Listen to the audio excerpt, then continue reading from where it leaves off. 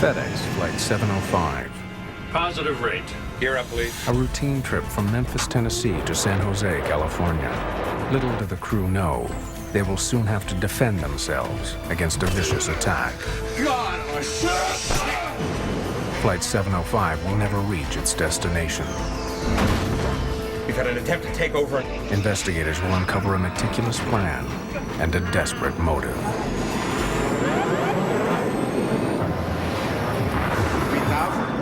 We're not getting any oxygen. We have the terrain alarm. Even for our aero crew 603. We are in an emergency.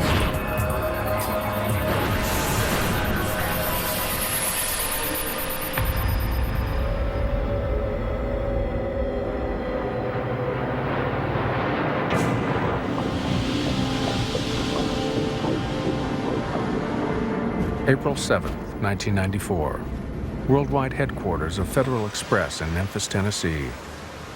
Serving 171 countries, the company delivers over 2 million packages a day and works to a tight schedule. Flying conditions are perfect at the Memphis airport. FedEx Flight 705 to San Jose, California is preparing to depart with a 3-man crew. Has the afternoon flight to San Jose got any jump seaters on it? None at all? 42-year-old Auburn Calloway is a flight engineer. He hopes to hitch a ride on Flight 705 for pressing personal reasons. Thanks. Employees have the privilege of free rides. They're known as jump seaters. 39-year-old flight engineer Andy Peterson is the first of the flight crew to arrive on the plane. Andy Peterson. Auburn Calloway. He's surprised to find Auburn Calloway on board. My first thought was, well, scheduling has gotten, it's also called someone else out for the flight, and now we've got 2 engineers, so I said hey to him and then asked him if he was going to be riding out to San Jose with us, and he said he was, that he was going to ride the jump seat out. Peterson, a 5-year flyer with FedEx, finds something unusual during his pre-flight check. The breaker switch of the cockpit voice recorder, or CVR, is in the off position. Puzzled, Peterson resets it. The CVR records all in-flight voice communications. It's a crucial tool for investigating air disasters. No large commercial airliner is allowed to fly without one. The cockpit voice circuit breaker, it had popped out, which means the power's off to the cockpit voice recorder. So I'd never seen that before, and I thought, well, that's kind of weird. 49-year-old pilot David Sanders and 42-year-old co-pilot James Tucker are next to board and prepare for departure. Auburn Calloway. You mind if I hop around with you guys, California? No, not at all. I don't see any problems today. Everything looks good. You play the guitar. I play at it. He was very cool, calm, collected, nothing indicating anything was amiss. Actually noticing there was a guitar case off to the right in front of the 9G net. But I couldn't wait to get in the cockpit and start going through cockpit checks because we had a lot to do. But something was amiss. They didn't know it, but Calloway had originally been scheduled to be the flight engineer on this trip. But he and his crew had exceeded their maximum flying hours by just 1 minute the previous day, so they'd been replaced. However, Calloway was determined to make Flight 705. I think she'll fly. All the nuts and bolts are in? When I came back out on the airplane and went back up to the cockpit, I noticed that that circuit breaker had popped out again. So I reset it and decided that I would see if it would stay in. Instead of calling maintenance at that time, that I'd just wait and see if it popped back out, that I would call maintenance, because that is a no-go item. If the cockpit voice recorder is turned off, there will be no audio record of the events aboard Flight 705. You want to fly this leg of the trip, or do you prefer the return trip? You never know when you're going to get another chance. I met Jim Tucker that afternoon. Jim had been with the company for 10 years. In fact, he was an instructor in the DC-10. Andy Peterson and I had had a trip together. In fact, we flew to Paris one time. The crew was flying together for the first time. Both Tucker and Sanders used to be in the Navy. Sanders has been with FedEx for 20 years. James Tucker, who has a wife and 3 children at home, has been with the company for 10 years. None of the crew know Calloway or his reasons for being on this flight.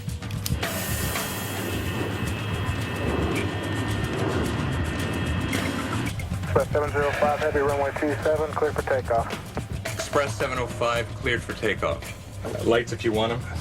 I mean clocks if you want them. Lights are coming on. We'll get the vertical speed wheel here in a minute. How's the checklist look? All right, before takeoff is complete. Your airplane? Set standard power, please, before they change their mind. Power is set.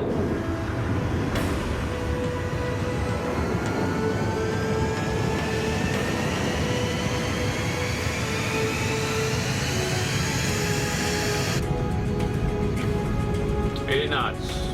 That checks? V1, rotate.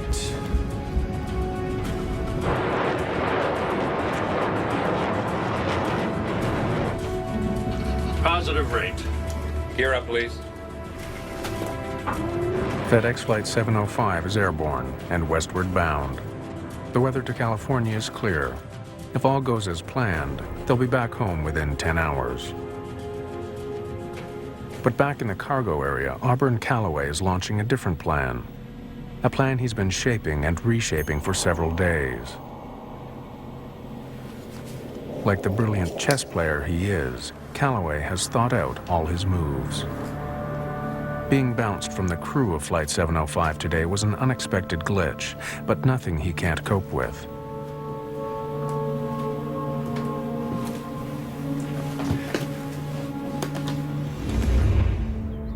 At his home that morning, Calloway already had to make a small adjustment to his plans. The flight bag he planned to take with him on his journey is in for repairs, so instead he packs a guitar case. As a company employee, he's unlikely to be searched, and a guitar case seems innocent enough. Here you have a man who made some accomplishments that no other African American had ever made. Calloway graduated from Stanford University in 1974. He became a top Navy flyer, then a commercial pilot. But his 5 years at FedEx have been as a flight engineer. He was highly intelligent, a driven person to accomplish goals, and had before him an opportunity of a tremendously positive career. He was married and had children and family, and it just seemed as though he was almost part of the true American dream, just about the American family. Before leaving for the airport, Calloway put some important documents on his bed, among them his last will and testament.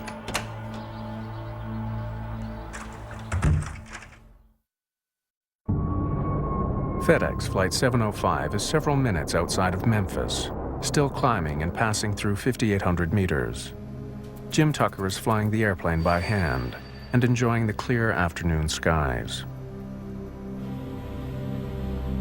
A couple of meters away sits Auburn Calloway. Behind him lie frustrated expectations of a brilliant career and a marriage that's ended in tears. 2 minutes? 9s and 2s here. After takeoff is complete. Calloway has a terrifying plan. His guitar case is packed with several hammers and a spear gun. Out of sight of the crew, he gets his weapons ready. To be successful, Calloway will have to act quickly.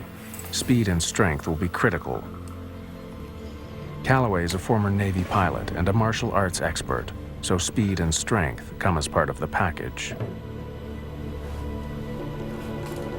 The original plan was to take out his original crew, which would have only been 2 individuals. One was a female, much smaller than the crew that he wound up facing on Flight 705. No, I live in Fisherville. Fisherville.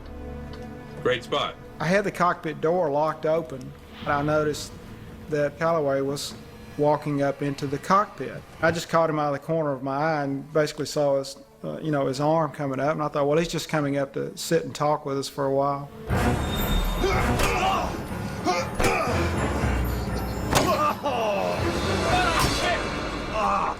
Excruciating pain, blinding pain.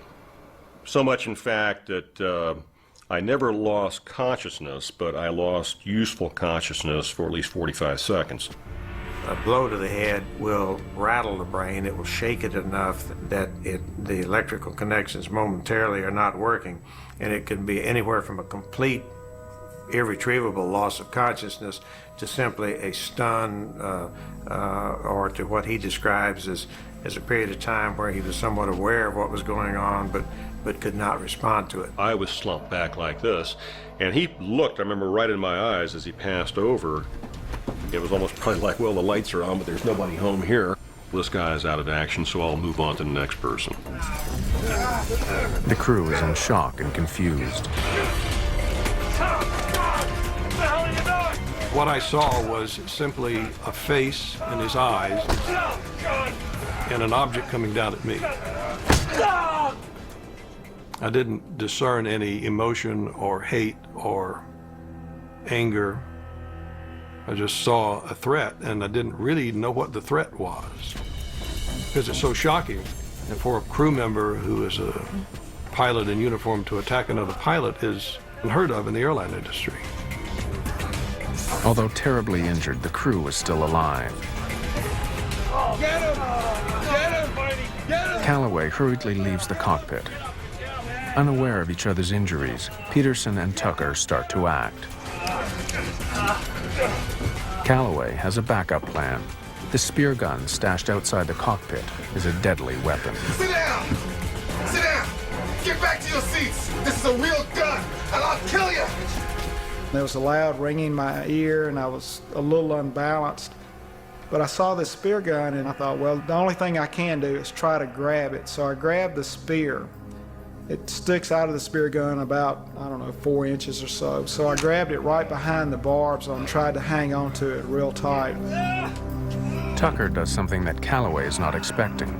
He pulls back the yoke and puts the plane into a sudden 15-degree climb. It throws the struggling men out of the cockpit into the galley behind. I had already figured out that what I had in my hands is probably one of the best weapons available, and that was the aircraft itself. Tucker has not been just a Navy pilot, but a combat instructor flying A-4s. His fighter pilot experience will prove invaluable in the next few minutes. I was looking at this whole situation as if it was an air combat maneuvering situation. Get him! We're taught in the Navy and the fighter community is the first thing you want to do is engage the bogey, engage the bad guy. You make him predictable by engaging him, and you use his predictability then against him, and then you kill the bogey. Get him! Get him! Get him! But the co-pilot doesn't stop there. Tucker immediately rolls the massive aircraft to the left in an acrobatic maneuver to try and disarm Calloway. Kill you! The men roll along the smoke curtain to the side of the plane. I knew that I had to do something very abrupt, very, very rough, and something that he would not be expecting.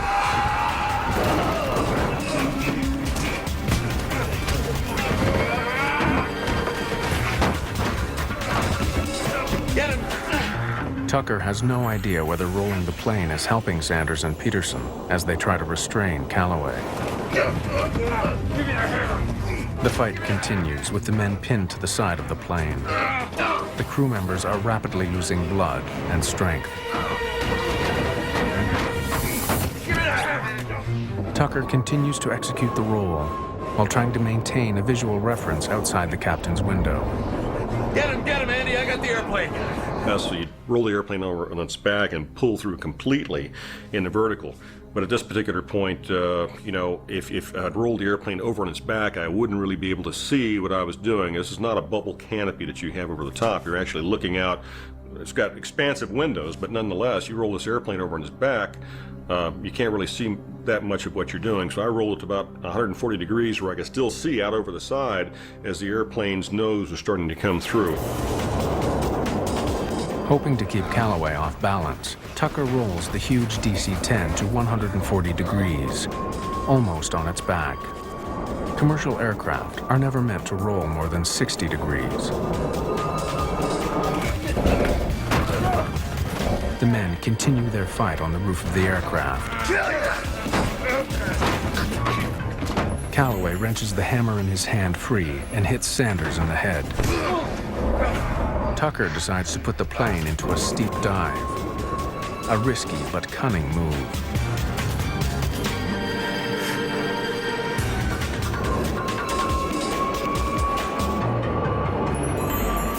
The G-force of the dive pushes the men back along the roof to the smoke curtain.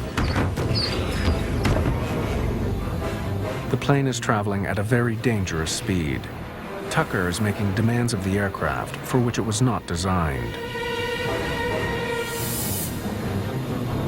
DC-10s aren't supposed to fly this fast. Pushed this hard, the plane is in danger of breaking up. The airspeed indicator was maxed. It was all the way to what we call the barber pole. Couldn't go any faster, but you could tell that you were going quite a bit faster because of things you don't normally hear in a jet that size. And one is the incredible amounts of sound, of wind coming across the cockpit. The plane approaches the speed of sound. With the increased airspeed, the airflow over the stabilizer becomes disrupted. The elevators begin to flutter back and forth. If the flutter becomes much worse, they may stop working, and Tucker won't be able to pull the plane out of its dive. If I didn't pull out soon, the airplane was probably going to come apart. The injury to the left side of Tucker's brain is beginning to paralyze functions on the right side of his body. While he's been using the speed to his advantage, Tucker suddenly realizes why the plane is flying so fast. The throttle levers have been left in their automatic climb setting from takeoff. The DC-10 is now in a vertical dive with the engines at nearly full power. Tucker must take his only usable hand off the yoke to pull back on the throttles. With power reduced to idle, the DC-10 is still not out of danger. Despite all of Tucker's maneuvers, Calloway is gaining the upper hand.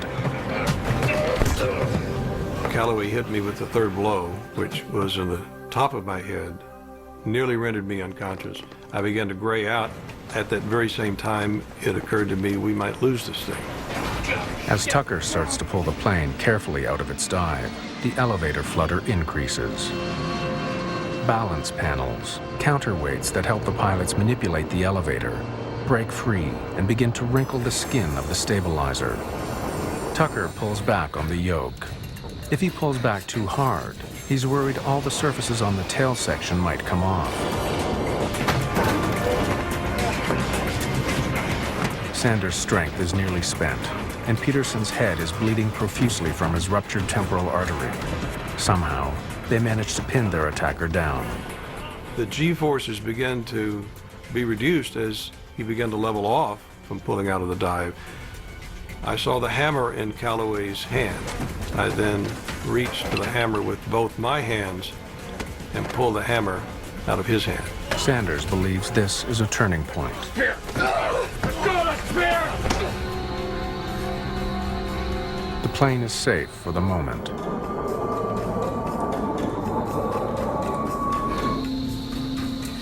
About a minute after the attack begins, Tucker finally has a chance to radio Memphis. Sanders! Center emergency!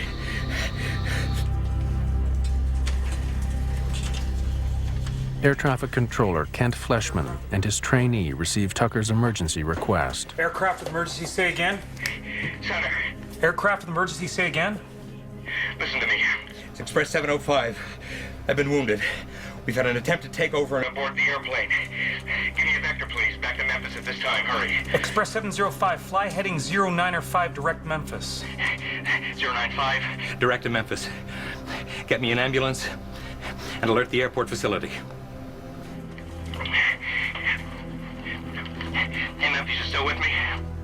Affirmative 705, descend and maintain 10,000. Fleshman takes action in case the hijacker has a gun. If he can get the plane below 3,000 meters, a bullet hole in the fuselage will not cause explosive decompression. Tucker hears the fight increase in the galley. Again, he uses his only weapon, the aircraft. The maneuver throws the men onto the side of the plane again. Let go of the spear! Look, just keep talking to me. Okay. Express 705, affirmative. If you need an ambulance, stand by and we'll get that for you. Yeah, we need an ambulance, and we need armed intervention as well. Make sure and notify the SWAT team he's asking for armed intervention. Fleshman recognizes the term armed intervention as the most serious request from a pilot. It means they want armed officials to storm the plane upon landing.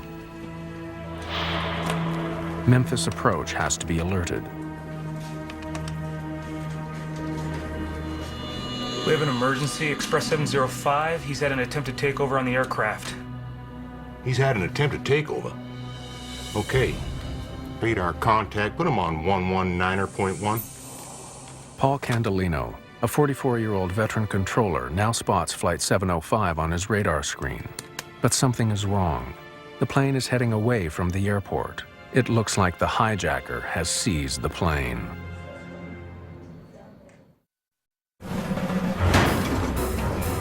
The crew of FedEx Flight 705 have been attacked by a coworker, and they've declared an emergency.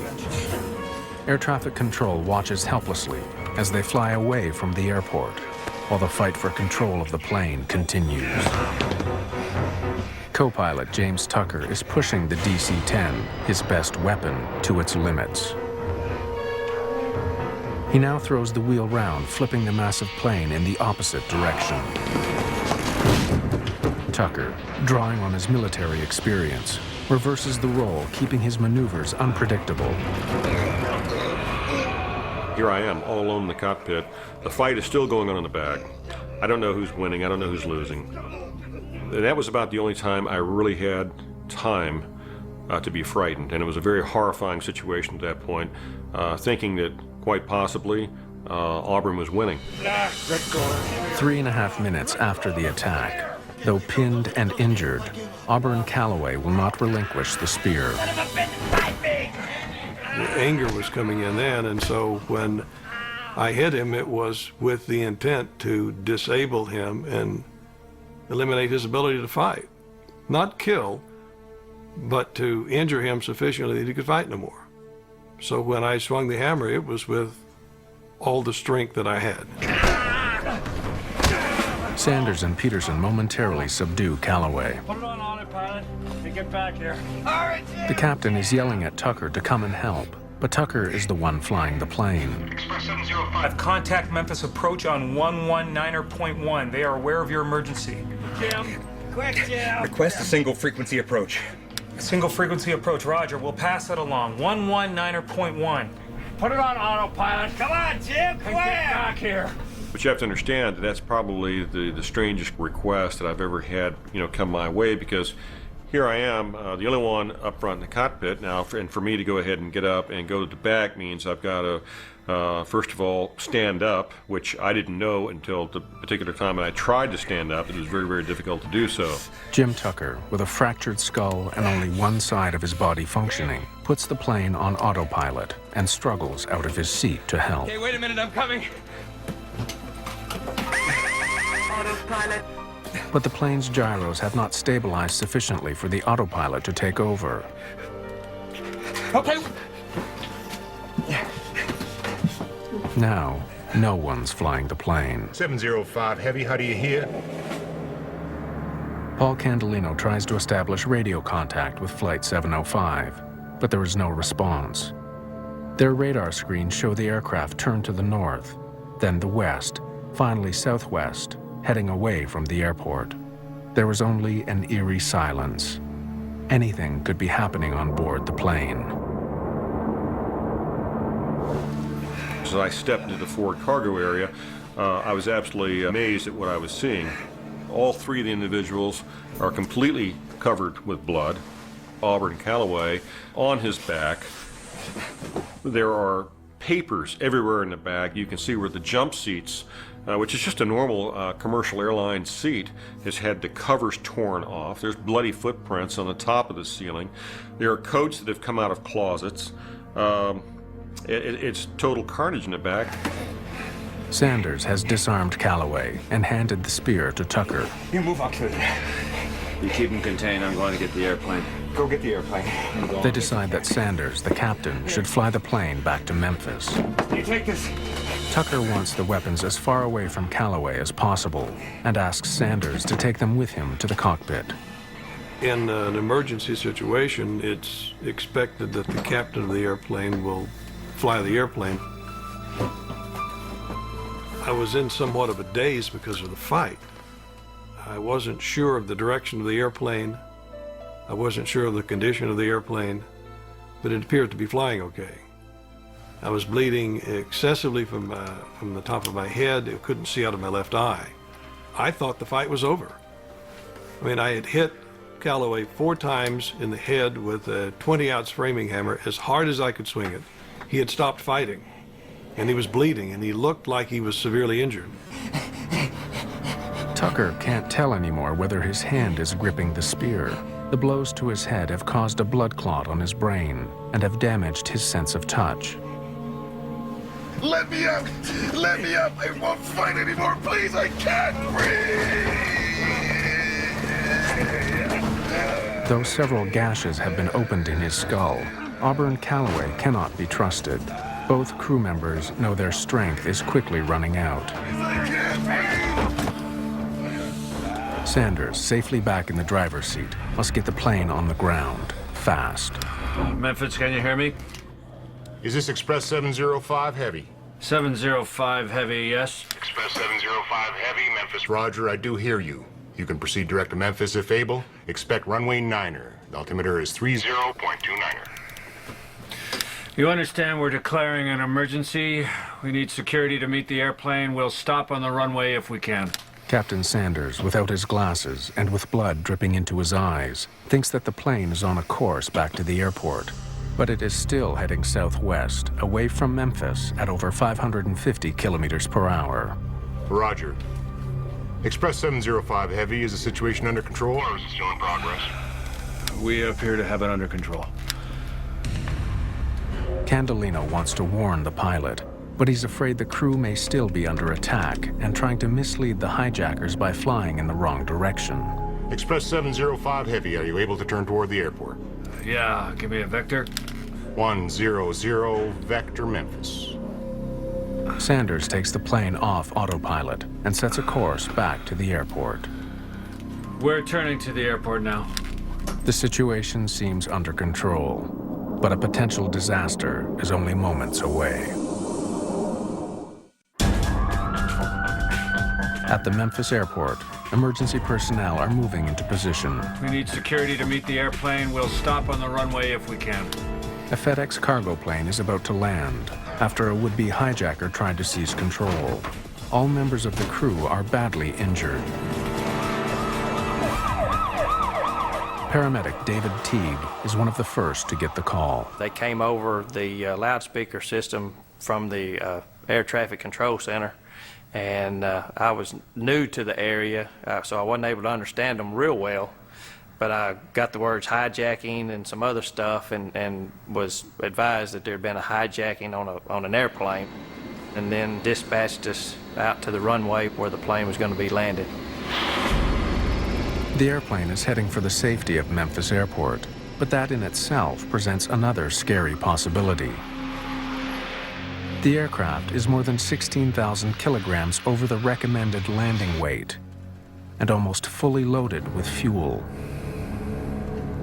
In most emergency landing situations, there is time and opportunity to dump any excess fuel. But Sanders knows the switches and levers are too far away to safely access. You'd have to get up and go back to the engineer's panel where the fuel dumping switches are and set up the engineer's fuel panel to dump fuel. So it's virtually impossible for, say, the captain to dump fuel while he's attempting to fly the airplane. It's been more than 15 minutes since the attack, but Auburn Calloway keeps fighting. Calloway drags himself towards the jump seats with Peterson and Tucker on top of him. He hopes to gain enough leverage to get back on his feet, where he'll have an advantage. I knew if he ever got back in the cockpit, we were history. I just knew we had to keep him. Somehow, we had to keep him from getting back in that cockpit. Approaching 7,000 feet, the fight in the back started again. And it was as violent and as loud as when I was in the back in the midst of the fight. It became so violent and loud that approaching 7,000 feet, I decided that I was going to level the airplane, turn on the autopilot, go to the back of the airplane, and kill Calloway. It was so severe, I thought that had to be done. The DC-10 is less than 40 kilometers from Memphis Airport. Is he under control? The sound of the struggle worries the pilot. He decides this has to end. I released the seatbelt, climbed out of my seat, headed to the back of the airplane, and Jim Tucker said to me, "David, I think we have him under control now." I said, "Are you sure?" Yeah, he is. He said, "I think we have him under control." I went back to the seat, climbed into the left seat of the airplane, continued the descent on down toward the airport. Express 705 Heavy, verify the situation is still under control? Yeah, it's sort of under control. Wind is 030 with 5, clear to land runway 9er. Now, Sanders faces yet another possible disaster. The delay caused by getting out of his seat means he's way over the normal approach speed. He's coming in too high and too fast. He won't be able to slow the overweight plane quickly enough to land on runway 9er. I'm coming around to 36 left. Runway 36 left is longer at 2,800 meters, but it is perpendicular to his flight path.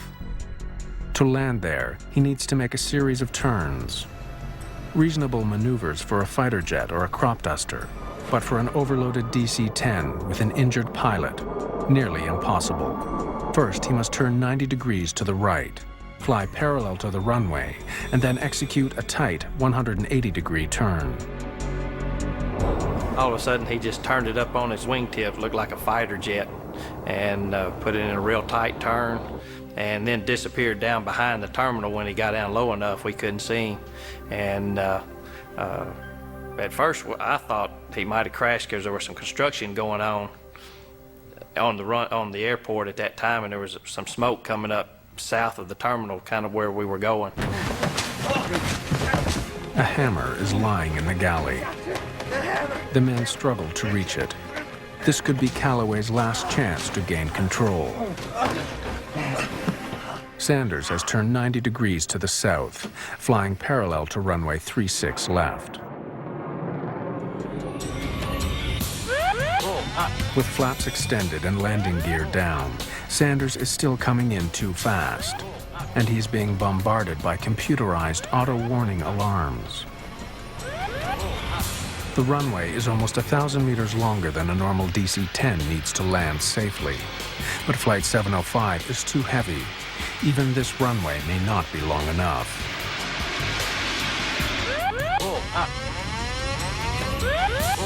After struggling for more than 25 minutes, Peterson manages for the first time in the fight to get hold of a hammer. But he's extremely weak due to blood loss. You gotta hit him, Andy! You gotta hit him! I was almost like pleading with him, and I told him, I said, "Andy, you gotta hit him. He's about ready, to take us down." And I guess I gave him kind of a blank stare of, what are you talking about? And he looked at me real stern, like a father would look at his son, saying, "You've got to do this." And he said, "Hit him." You gotta hit him!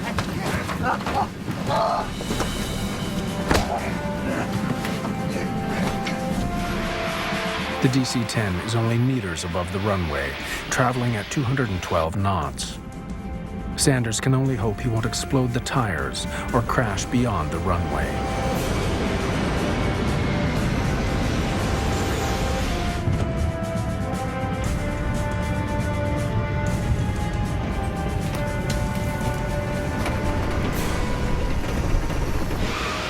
All 10 tires withstand the landing impact.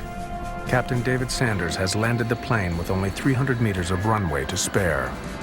The crew of Flight 705 is safely on the ground, but not out of danger.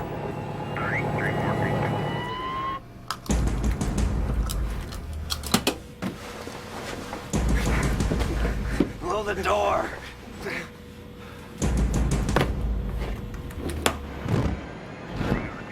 The chute is covered with kind of a talcum powder, so it won't stick when it needs to be deployed, but it made it slick trying to go up.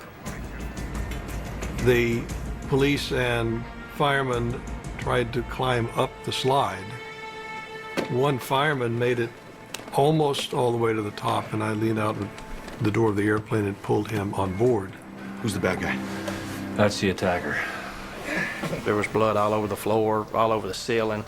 The seats in the little area were just covered with blood. You got any handcuffs?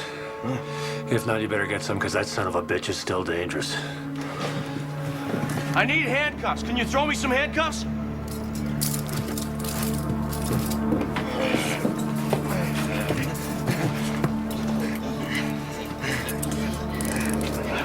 Stand here in the middle of the chain. Ouch! Get your foot off! You're hurting me! Ow! Sanders holds Calloway down as Teague examines Peterson, who barely has a pulse. He's the first crew member to leave the plane. Sanders is the last member of the crew on board. Standing in the door of the airplane, I had a sense of euphoria I've never experienced before or since. It was the sense of we had been there, and we came back and we won.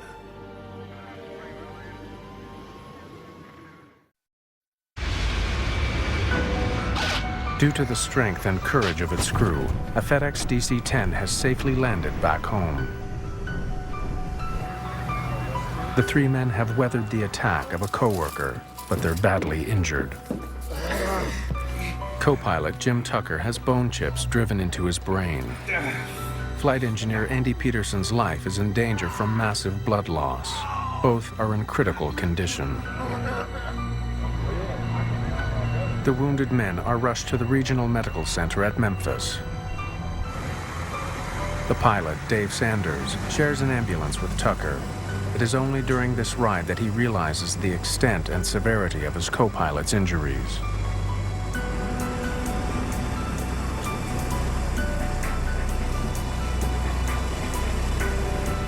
Restrained and under guard, Calloway is taken to the same emergency facility. But the important question still remains. Why did Auburn Calloway attack the crew of Flight 705?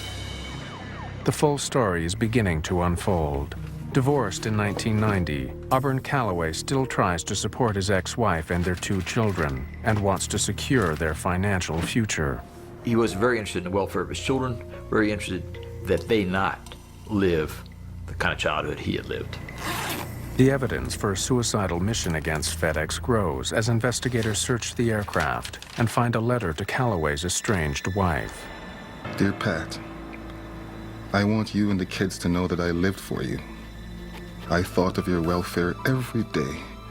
Though, for example, how can I guarantee having enough money for Keela and Bernie's Stanford education?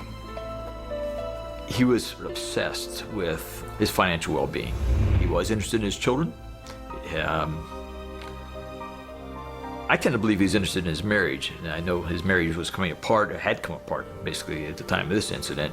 But I suspect he was also a difficult man to be married to. For Auburn Calloway, life had been one disappointment after another. The failed marriage, the kids he can't afford to send to university, the brilliant pilot who ends up as an engineer on a cargo plane, and now even that may be about to disappear. The day after the attack, he is supposed to report to a FedEx hearing about falsified information he'd given the company.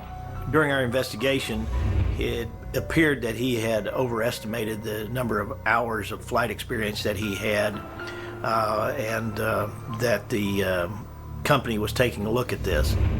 Calloway may be afraid he will be fired. At just 42, his professional life could be finished. He comes up with a plan. The goal is to leave my children well off. The goal is to escape, I guess, the pain of this life. I can't continue to participate in this life and still leave them well off because I'm fixing to lose my career. and I won't have the ability to provide for them like I'd like to, but my life has value if it's given in an accident. Calloway cashes in all the funds he can lay his hands on and sends a total of $54,000 to his ex-wife. But his life insurance is worth about $2.5 million if he dies in a work-related accident. I would much rather go on a date, time, place, and a method of my own choosing. I resolved some time ago that the next time my security and future is threatened or seriously jeopardized, it's time. My time to go. He may believe his family would receive the maximum insurance payout if he can somehow crash the plane and make it look like an accident.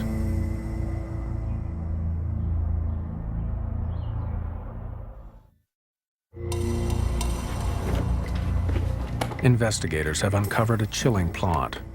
Federal Express employee Auburn Calloway has attacked fellow workers as their plane flew across the U.S. He may have been trying to crash the plane, bringing a massive insurance settlement to his children. But the money would only come if the crash looked like an accident. It may have been the reason Calloway armed himself with hammers and a spear gun instead of a bomb or rifle.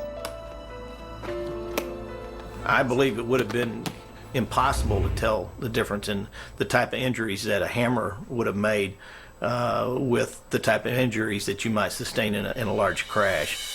Auburn had spent the week leading up to this incident preparing to die and basically get his affairs in order. Calloway even goes to a lawyer to change his will before boarding the FedEx flight. He left his will and testament on his bed so that it would be easily found. For any crash to look like an accident, there is a key obstacle: the plane's cockpit voice recorder. Switching off the CVR's power would disable any recording. I think she'll fly. As long as all the nuts and bolts are there. Yeah. If flight engineer Peterson discovers the thrown switch, it would be a setback. But Calloway would know that after taking control, he would simply have to fly the airplane for half an hour. That's the length of the tape's recording time. After 30 minutes, any incriminating recording would be gone forever. The flight of FedEx 705 took about 30 minutes, but the impact it had will last for years. He was convicted of attempt aircraft piracy, an offense that carried a minimum of 20 years confinement and up to life in prison. Although Auburn Calloway pleaded temporary insanity at his trial, the jury didn't believe him and found him guilty. On August 11, 1995, he was sentenced to life imprisonment in a federal penitentiary. He has no chance of parole. The pilots on Flight 705, they are the real heroes. It is amazing that they were able to do what they did, given the injuries that were inflicted upon them. This is a replica of my skull cap. This is the area that I was hit on the left parietal.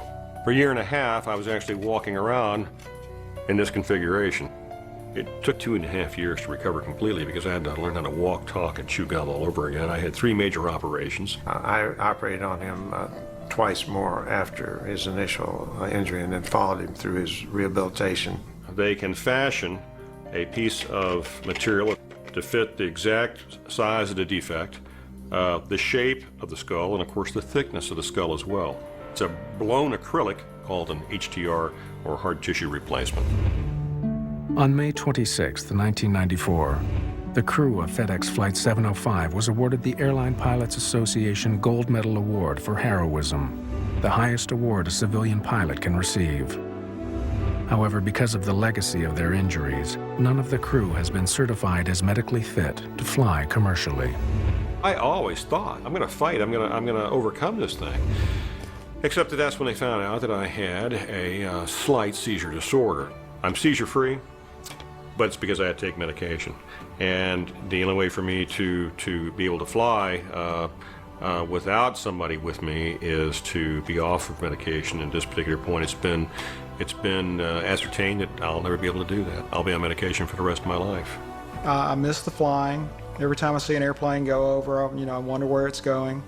So I miss that part of it.